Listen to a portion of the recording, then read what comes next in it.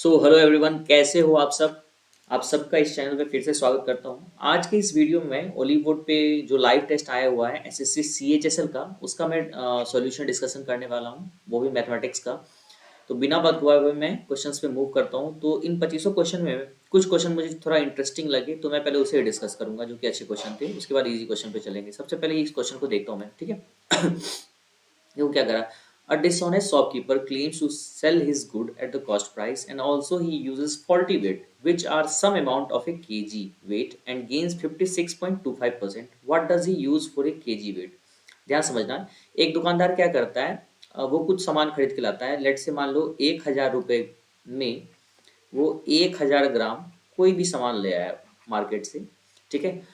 अब वो कहता है कि भाई मैं जितना खरीद के लाया हूं ना, जितने रुपए में, उतने रुपए में आपको दे दूंगा।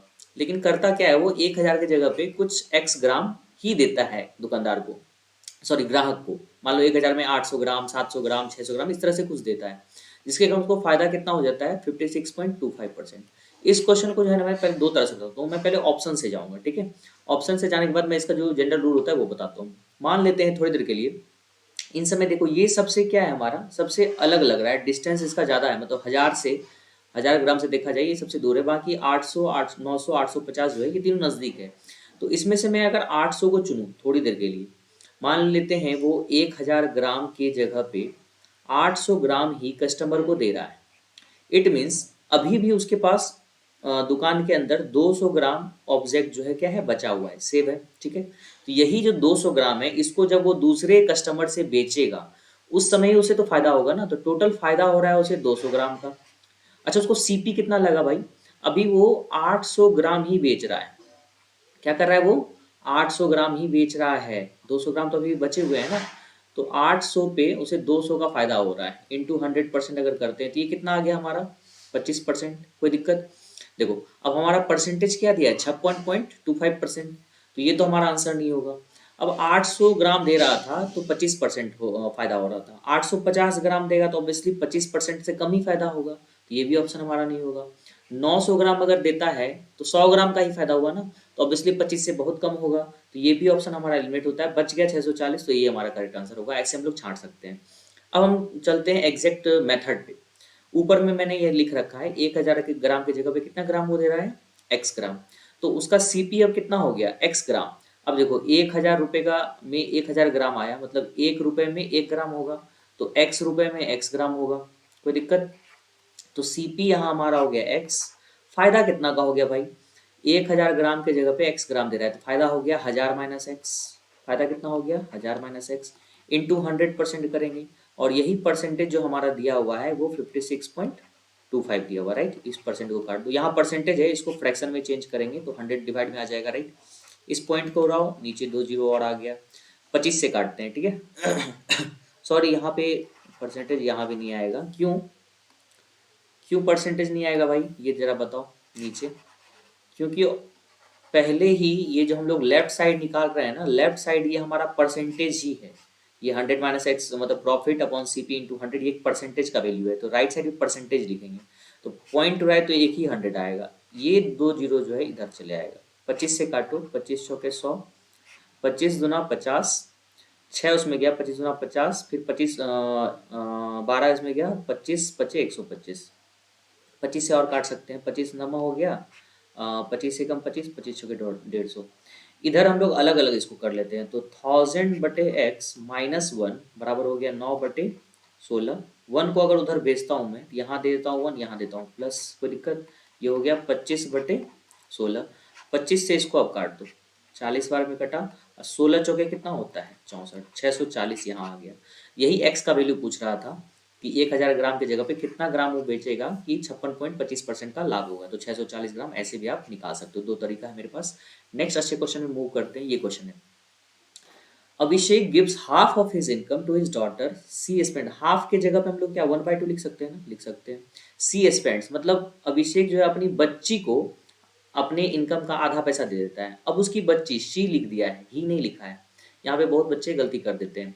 She spends 2/9 in food and 1/3 in education if she had इतना लेफ्ट। अब देखो ऐसे क्वेश्चन में क्या करो, जितने भी डिनोमिनेटर है ना उसके एलसीएम ले लो। तो एलसीएम अगर हम लोग देखा जाए 9 3 2 का, तो हम लोग क्या बोल सकते हैं, एलसीएम क्या होगा भाई, 18 बोल सकते हैं ना। तो मान लो टोटल इनकम जो होगा किसका, अभिषेक का, अभिषेक का टोटल इनकम मान लेते हैं हम लोग 18, कोई दिक्कत। इसमें से आधा दे दिया अपनी बेटी को, मतलब उसकी बेटी के पास अभी कितने रुपए हैं, 9 रुपए। 9 का 2/9 जो है वो फूड पे स्पेंड करती है, 9 का 2/9 भाग निकालेगा ना तो 2 आ जाएगा, राइट। ये आ गया हमारा फूड पे। और 9 का 1/3 निकालेंगे, 3, ये आ गया एजुकेशन पे। अच्छा इसके पास बच कितना आ गया, 9 में 3 2 5 तो खर्च हो गया, 4 बच गया। 4 का ही वैल्यू जो है यहाँ पे 8400 दिया हुआ है, तो 1 यूनिट का वैल्यू कितना हो गया, 2100, कोई दिक्कत। अब पूछा क्या है, then find the income of Abhishek, Abhishek का इनकम कितना था भाई, 18 यूनिट। 18 यूनिट का वैल्यू निकालने के लिए 18 से गुना करना पड़ेगा, राइट। तो 18 तो आ गया, 18 एकम 18 के 8। तो देखो यहीं पे 8 दिख रहा है, और कहीं दिख रहा है क्या, 00 के बाद 8, तो ये हमारा करेक्ट आंसर होगा। नेक्स्ट पे चले।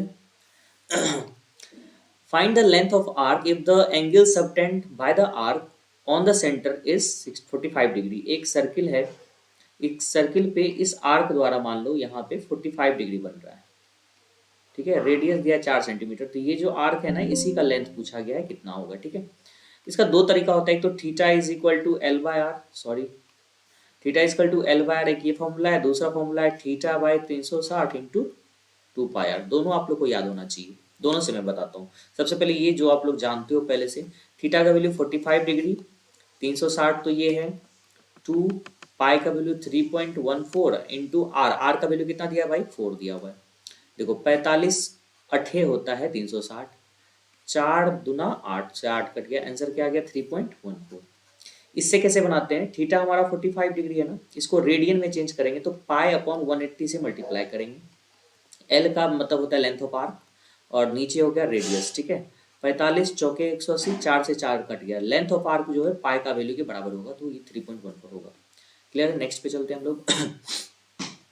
इन a village the average of x people is 42। X people है जिसका एवरेज कितना उम्र है, 42 साल, ठीक है। But after verification it was found that the age of a person had been considered 20 year less than his actual age. देखो एक सर्वे चल रहा था, सर्वे में नंबर ऑफ पीपल पता नहीं है गांव में कितने थे, उस गांव में जितने भी पीपल थे ना उसका एवरेज एज 42 साल निकला। बाद में वेरिफिकेशन से पता चला एक आदमी था जिसका एज जो है ना 20 साल कम ही मतलब मेजर किया गया था। इट मीन जो करेक्ट एवरेज निकलेगा उसमें 20 साल बढ़ाना पड़ेगा कि नहीं। तो बाद में लिखा गया if the new average after correction increased by 1, new average जो है ना क्या हुआ, इंक्रीज हो गया 1 से, then find the value of x. देखो क्वेश्चन कितना आसान है, बिना सोचे मतलब बिना कुछ किए हुए आंसर निकल जाएगा इसमें। क्योंकि एवरेज जो है 1 से इंक्रीज हुआ है, एवरेज का मतलब होता है इक्वल डिस्ट्रीब्यूशन, मतलब एक्स नंबर ऑफ पीपल में हर एक में अगर हम लोग मान लेते हैं ये 1 2 3 4 5 6 ये एक्स पीपल है, अब इन्हीं सब का एवरेज कितना है 42। बाद में देखा गया एवरेज पक्का पक्की 1 से भरा है, पक्का 1 से एवरेज बढ़ने का मतलब हो गया हर एक आदमी के एज में 1 साल ऐड कर देंगे ना तभी उसका एवरेज जो है 1 से बढ़ेगा, ठीक है। क्योंकि कितना साल हम लोग और जोड़ रहे हैं, 20 साल जोड़ रहे हैं, यही 20 जो है सब में 1 1 बटेगा। इसका मतलब यहाँ नंबर ऑफ पीपल भी कितना होना चाहिए, 20 आदमी होना चाहिए। एक आदमी यहाँ, 2 आदमी, 3 4, इस तरह से 20 आदमी होना चाहिए। हर एक में अगर हम लोग 1 1 जोड़ देंगे तभी जो है इसका एवरेज एज 1 साल बढ़ेगा, 43 हो जाएगा। तो ऑब्वियस है कि वहाँ पे 20 ही आदमी होंगे। दूसरा तरीका क्या है बनाने का, बेसिक मेथड, वो भी समझ लेते हैं। तो अगर सम ऑफ एज निकाले, sum of age, sum of age कितना हो गया भाई, average into number of people जो होता है वो, मतलब 42x हो गया एवरेज। अब इस एवरेज में 20 हमें बढ़ाना पड़ेगा करेक्ट एवरेज निकालने के लिए। तो करेक्ट एवरेज, करेक्ट सम कितना हो गया, इतना प्लस 20, करेक्ट एवरेज कितना निकलेगा, डिवाइड बाय एक्स। एक्स से क्यों डिवाइड किया, नंबर ऑफ पीपल तो एक्स ही है, वो थोड़ी बढ़ रहा है। लेकिन अब एवरेज जो कितना हो गया 43 हो गया, एक से एवरेज बढ़ जाता है। इस एक्स को राइट साइड अगर भेजोगे तो 43x हो गया, 42x को अगर राइट साइड भेजो तो 20 बराबर x हो गया, तो x का वैल्यू 20 आ गया आंसर हमारा, ऐसे भी निकाल सकते हो। इस क्वेश्चन पे चलते हैं।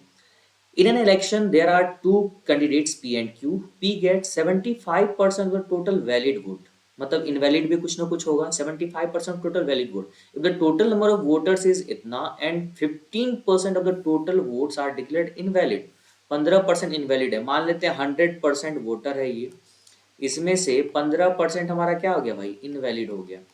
तो वैलिड कितना होगा 75, कोई दिक्कत यहाँ तक? नहीं दिक्कत है। इस 75 में से P को कितना मिल रहा है? P get 75% of the total valid vote, तो Q को कितना मिलेगा? 25% of total valid vote, right?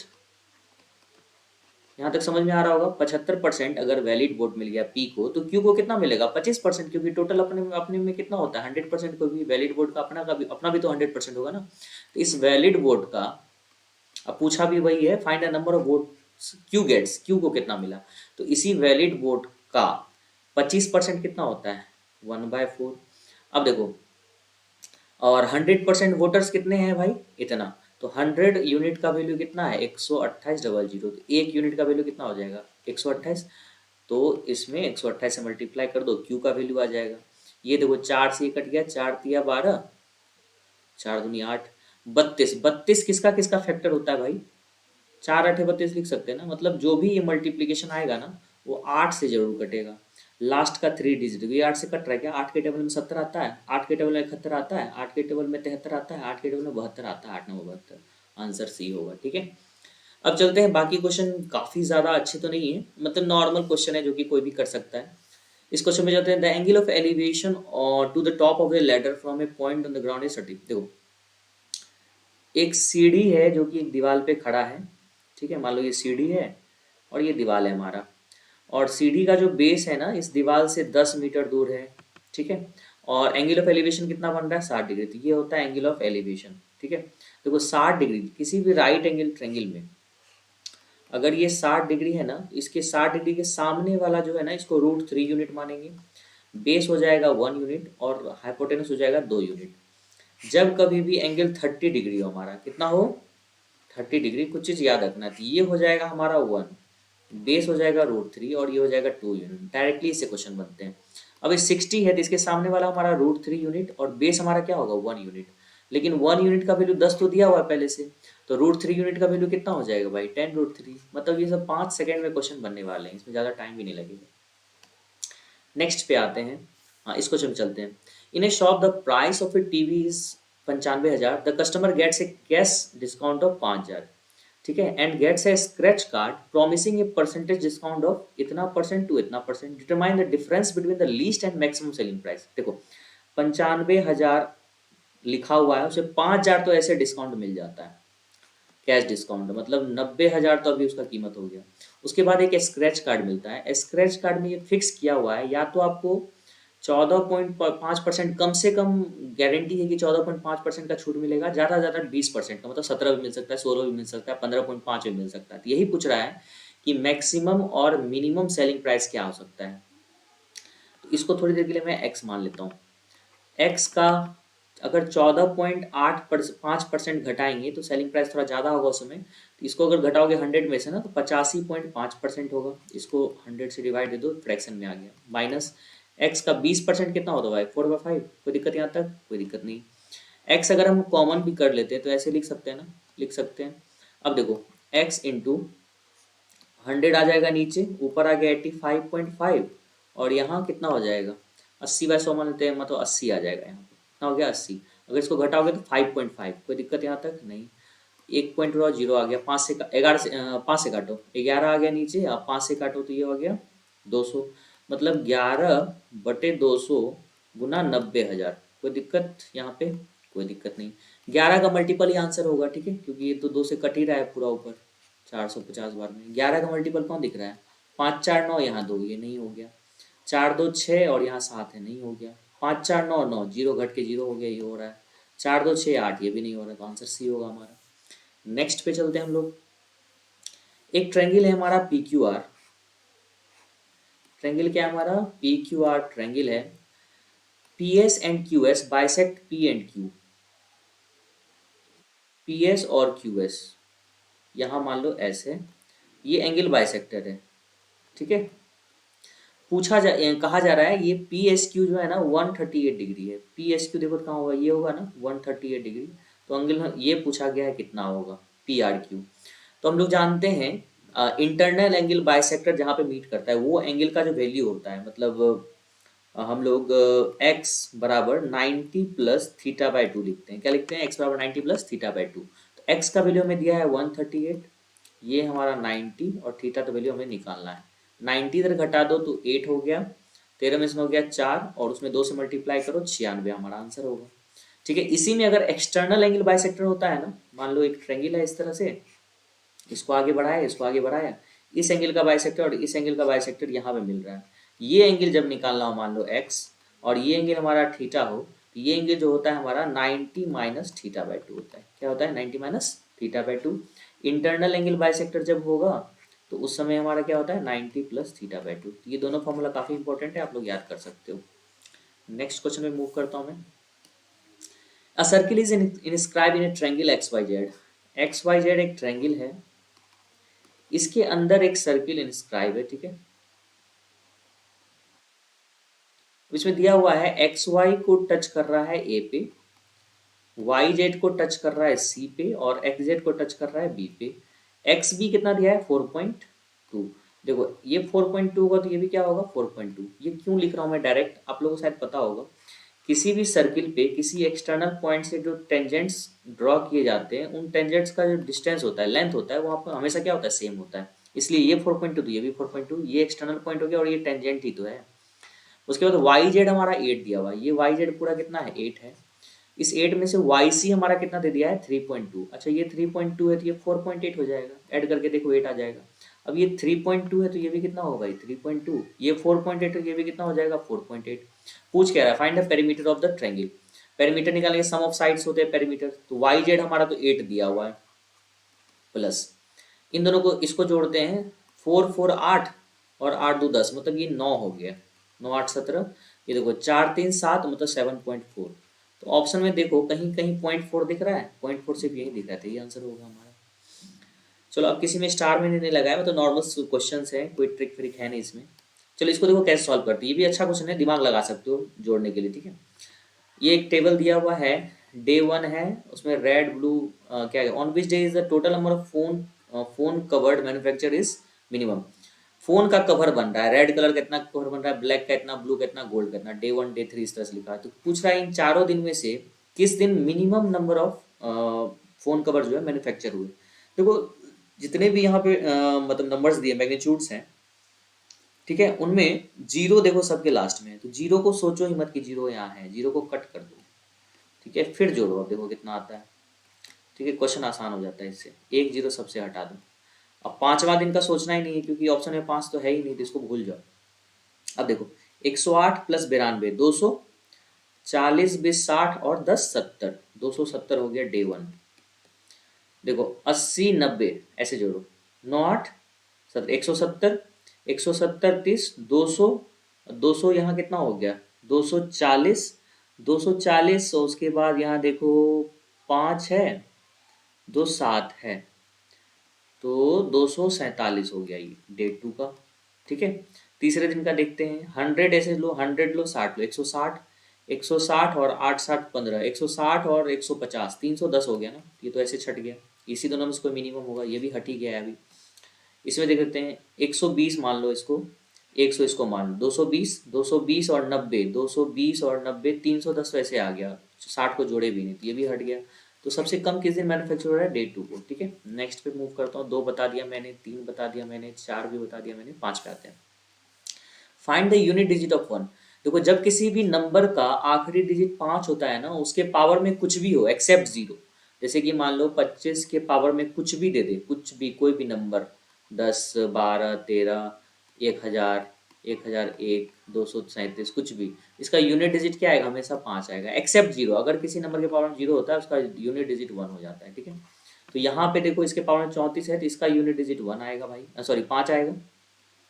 Plus जब कभी भी किसी भी नंबर का आखिरी डिजिट 1 हो, उसका पावर कुछ भी हो इंक्लूडिंग जीरो, तो उसका भी यूनिट डिजिट क्या आएगा? 1 ही आएगा। तो ओवरऑल यूनिट डिजिट कितना आ गया? अच्छा है। ठीक है, नेक्स्ट पे चलता हूँ मैं। The length of two parallel sides of a trapezium are b और 5b/3, if the height is इतना, then what is the area of trapezium? Area होता है half sum of parallel side. इन दोनों को एक बार यहीं जोड़ लेते हैं, तो भिन्न का जोड़ अगर करोगे 3 से इसमें गुना होगा, 3b प्लस 5b मतलब 8b/3, सम ऑफ साइड हो गया, इंटू हाइट b/2, 2 दूनी 4, 4 दूनी 8, मतलब 2b² bye 3, 2b² bye 3। Next पे चले। पूछ रहा है इसमें क्या, निम्नलिखित दंड आरेख विभिन्न शहरों में वोट डालने वाले व्यक्तियों की संख्या और डाले गए अमान्य वोटों की संख्या को दर्शाता है। कुल डाले गए वोट और कुल अमान्य वोटों के बीच का अंतर निकालना, मतलब यही अंतर हमें फाइंड करना है कितना होगा। तो अंतर या तो अलग अलग निकाल के जोड़ लो भाई, या टोटल को जोड़ के टोटल से घटा दो। ये देखो हमारा कितना है भाई, 1400 है ये हमारा कितना है 2100 है ये हमारा कितना है, सॉरी 21 नहीं होगा, ये 16 होगा। 14 16 फिर ये हो गया हमारा 20 और ये हो गया हमारा 8। ठीक है, तो 14 16 30 20 50 60 58 इधर हो गया, माइनस कर देंगे इसमें कितना, देखो ये हमारा कितना भाई, 3 है कि 2 है, 2। ये हमारा नीचे कितना दिख रहा है 3, ये हमारा दिख रहा है 10 सॉरी 5, और ये हमारा दिख रहा है 1। मतलब 5 3 8 2 10 11, 11 घटाओ इसमें 7 47, 47 देखो कहाँ दिख रहा है, ये हमारा आंसर हो गया। ठीक है, नेक्स्ट पे चलें। 367 इसको जोड़ो, 8 7 15 5, 5 लास्ट में आ गया और 3 2 5 6 से जोड़ ही लेते हैं। 8 7 5 बाकी 1, 6 5 11 बाकी 2 बाकी 1, 625। तो मतलब इसका रूट हो गया 25, 25 इसमें जोड़ो भाई, 6 5 11 के बाकी 1, 4 441 मतलब कितना होता है 21, इसमें 21 घटाओ तो 9 6 से 169, 169 मतलब 13। ठीक है, बहुत इजी क्वेश्चन था ये। 9 पे चलते हैं।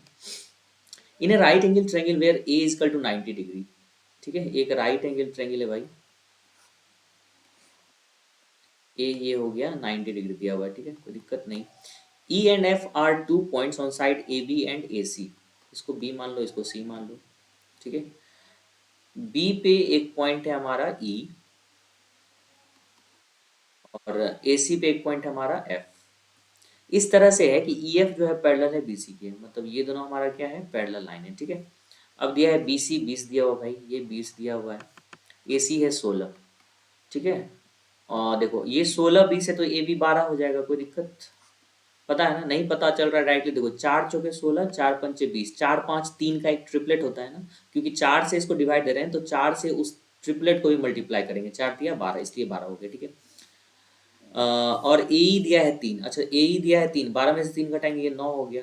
तो ये रेशियो हमारा A E is to E B का कितना आ गया भाई 1:3 ना, तो इधर का भी रेशियो हमारा क्या होगा 1:3 का ही होगा। क्यों, क्योंकि पैरेलल है, ये अपोजिट ऑफ पैरेलल का थ्योरम होता है। ठीक है,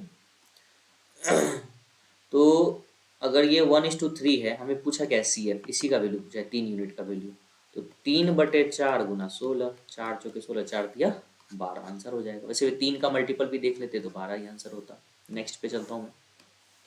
24 man can do a work in 15 days by working 12 hours daily, M D H by W. Formula लगाओ, मैन 24, डे 15, घंटा 12 बटे 1 काम को कर रहा है। Similarly then in how many days 36 man be able to do double of the quantum of the work, work दुगुना हो रहा है बाय वर्किंग 10 आवर्स। डे हमें निकालना है पूछ रहा है और घंटा दिया हुआ है 10 घंटा। तो अब निकाल लो भाई, 2 से कितना कट गया 18 बार में, 18 दाई 180, अब 15 12 है 180 होता है, तो 180 से 180 कट गया, तो एक्स बराबर कितना आ गया 24 दिन। ठीक है, नेक्स्ट पे चले। A cylindrical bucket of radius 30 centimeter, height 50 centimeters, full of water. ठीक है, then what the water is emptied into a rectangular container of 60 centimeter length इतना, और height इसका x पे आ रहा है। ठीक है, what is the value of x? Simple सी चीज है, जो वॉल्यूम होगा सिलेंडर का और इस रेक्टेंगुलर कंटेनर का सेम होगा। वॉल्यूम कंटेनर क्या होता है pi r square into h, और इधर वॉल्यूम ऑफ रेक्टेंगुलर कंटेनर क्या हो जाएगा क्यूबॉइड बन जाएगा, length into breadth into height. ठीक है, यही x का वैल्यू निकालना है। तो 30 दूना 60 कर दो, 25 दूना 50, तो 50 से 50 कट गया, कितना हो गया ये भाई 0, 3 दूना 6, 3 दूना 6, इतना बटे 7, ये x का वैल्यू। 7 8 56, मतलब 9 वाला तो गया, सॉरी 7 9 सॉरी 7 9 63, सॉरी 9 वाला ही रहेगा, 8 वाला जाएगा। ठीक है, चलो 7 9 63, 30 उसमें गया, 7 चौके 28, 94 पॉइंट समथिंग, पूरा काटना नहीं भाई, 94 आंसर आ गया। ठीक है, 12 पे आते हैं। कॉट 15 डिग्री 75 डिग्री, देखो एंगल को इसमें जोड़ के 90 पुराना है तुम्हें, एंगल जो 90 पुड़ गया समझो वन ही होगा उसका वैल्यू। कॉट 75 को हम लोग tan 15 भी लिख सकते हैं। ठीक है, तो tan 15 और कॉट 15 कट के कितना हो जाता है 1। सिमिलरली 37 यहाँ क्या दिया हुआ है, हाँ, tan set is tan theta into cot theta, दोनों का एंगल सेम ही है तो दोनों कट ही गया। साइन 45 हमारा कितना हो गया, 1/√2, तो हमारा 1/d आंसर होगा। ठीक है, 13 पे आते हैं। The difference between the compound interest and simple interest received in 2 years on a certain amount is rupees इतना। ठीक है, अब हम लोग जानते हैं 2 साल का CI और SI का जो डिफरेंस होता है ना फॉर 2 years, वो होता है P इंटू आर बाय 100 का होल स्क्वायर। नहीं पता ये फॉर्मूला याद कर लेना भाई। तो ये डिफरेंस जो दिया है हमें 537.5 दिया हुआ है। P हमें नहीं मालूम है, R हमें मालूम है 25/100 का होल स्क्वायर। ये 4 बार में कटा तो ये कितना हो गया कट के 1/16, तो प्रिंसिपल आ गया हमारा 537.5 गुना 16। अभी कुछ मत करो, आगे देख लेते हैं। If the same principal is invested for 5 years at 8% rate for simple, then find the interest receive. Simple interest है 5 साल के लिए 8%, तो कितना हो गया टोटल 40%। इसी का 40% निकालना है हमारा, इंटरेस्ट आ जाएगा। तो इंटरेस्ट आ जाएगा हमारा कितना, 537.5 गुना 16 गुना 40%, मतलब 4/10। कोई दिक्कत, नो दिक्कत।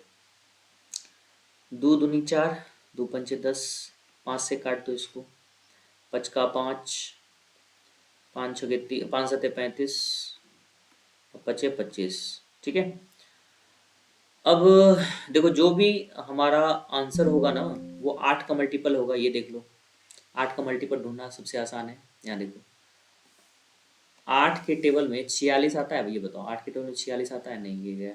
8 के टेबल में 42 आता है, 8 पंचे 40, 8 का करना पड़ेगा यार, 8 पंचे 40, फिर बच गया 60, तो 8 सत्ते 56, 8 पंचे 40, 8 सत्ते 56, और बच गया 4 पॉइंट आ गया, तो पूरी पूरी से नहीं कटा, इसको काटो। 8 पंचे 40, दो उसमें गया, 5 के 20, ये कट रहा है भाई, तो ये आंसर हो सकता है। आगे भी देख लेते हैं। 8 पंचे 40 और 8 पंचे, ये भी कट रहा है भाई, 8 पंचे 40 ये भी कट रहा है, ये भी आंसर हो सकता है। आपको काटना ही पड़ेगा, 8 से कर दिया भी, इसमें नहीं कर सकते, मल्टीप्लाई करना ही पड़ेगा। चलो कर ही लेते हैं। सबसे पहले 107.5 को 2 से अगर गुना करते हैं, 107 गुना 214, मतलब ये 215 हो गया, और गुना 16 हो गया। 16 पंचे 80 के शून्य बाकी 8, 16 के 16 8, 24 के 4 बाकी 2, 16 गुना 32 2 34, 3440, तो थर्ड ऑप्शन हमारा करेक्ट होगा। ठीक है, नेक्स्ट पे चलता हूँ मैं। The population of flies in an area has been growing 4% every year. एक कोई पर्टिकुलर एरिया में जो फ्लाइज मक्खियां हैं वो हर साल 4% से बढ़ रहा है। If the present population of flies in area is इतना, what was the population of flies 2 years ago। 2 साल पहले एक्स मान लेते हैं, 4% से हर साल बढ़ रहा है, मतलब 104% हो जाएगा। 104% का फ्रैक्शन वैल्यू होता है 26/25। नहीं याद है तो याद कर लेना भाई। और इसी का वैल्यू दिया है 27,040, तो हमें पूछ रहा है एक्स का वैल्यू क्या होगा, तो काटो, 13 दूना 26, 13 दूना 26, एक उधर गया, जीरो आ गया, 104, 13 8 104, फिर 13 दूना 26, 13 कम 13, 13 छः कटा 160, 2 दूना 4, 4 चौके 16, 40 गुना 625, जीरो 625 गुना 4 होता है 2500, मतलब 25,000 हमारा आंसर होगा। ठीक है, 15 मैंने बता दिया, तो पहले 16 पे आते हैं। If the number of students in school E is इतना। अभी देखो ई हमारा इस कलर का है 23%, तो 23 यूनिट का वैल्यू दिया है 53222। Then what is the total number of students of the school, मतलब 100 का वैल्यू पूछ रहा है। टोटल स्टूडेंट अगर निकालोगे तो 100% आएगा, तो 100 यूनिट का वैल्यू पूछ रहा है, तो ये हो जाएगा 53222 डिवाइडेड बाई 23 इंटू 100। 23 को काटो, 23 दूना 46। ठीक है, 2 से स्टार्ट वाला होगा तो ये तो गया, 23 दूना 46, 46 के बाद देखो कितना उसमें आता है 7, 7 और यहाँ 2 है 72 आ गया। 23 दिया 69 होता है 69, मतलब 2 3 कहाँ दिख रहा है, बस यही दिख रहा है, तो ये हमारा आंसर होगा। पूरा काटना भी ना पड़ा। यही सब छोटे मोटे ट्रिक होते हैं भाई, और ज़्यादा कुछ होता नहीं। प्रत्युष डिवाइडेड इतना sum among Anant, Jatin and Piyush in the ratio इतना। अब इस रेशियो को सबसे पहले सिंप्लीफाई करना चाहिए हमें, तो एलसीएम इसका तुरंत आना चाहिए। 6 5 3 का एलसीएम 30 समय दिख रहा है, तो 30 से मल्टीप्लाई कर दो, तो ये रेशियो बन जाएगा 10:12:5। पूछा गया what is the share of Anant. Anant हमारा पहला बच्चा है, ठीक है, तो 10/10 प्लस 17 मतलब 27 इंटू 4860, 9 तिया 27, 9 पचे 45, 9 चागे 36, 3 से हो गया 18 तिया 54, तो 1800 हमारा आंसर हो गया। 18 मैंने बता रखा है, 19 मैंने बता दिया है, 20 भी बता दिया है, 21 बताना है। A thief escapes a jail and runs at a speed of 19 km per hour. A policeman starts chasing the thief at the rate of 25 km per hour. If the thief is 90 meter ahead of the policeman, then the time required for the policeman to catch the thief. देखो, चोर यहाँ है, police यहाँ है। जब police इसको पीछा करना स्टार्ट किया ना, उस समय इन दोनों के बीच का डिस्टेंस है 19 मीटर। चोर का स्पीड था 19 किलोमीटर पर आवर, पुलिस इसको पकड़ने द्वारा 25 किलोमीटर पर आवर से। तो कहीं जाके यहाँ पे मान लो चोर भी और पुलिस भी पकड़ा गया एक दूसरे को, मतलब पकड़ लिया पुलिस ने चोर को। तो पूछा है then the time required for the policeman to catch the thief. यहाँ पे है ना रिलेटिव स्पीड वाला फॉर्मूला लगता है। तो पहले फॉर्मूला तो वही, distance equal to speed into time.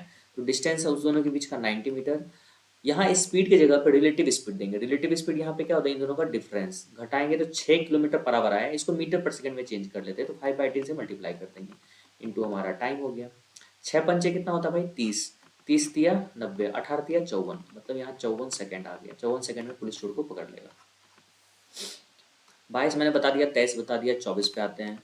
The lateral surface area of a cube is इतना। Lateral surface area of cube क्या होता है भाई, 4a²। ये हमारा 64, तो a² बराबर हो गया हमारा 16, तो a बराबर हो गया 4।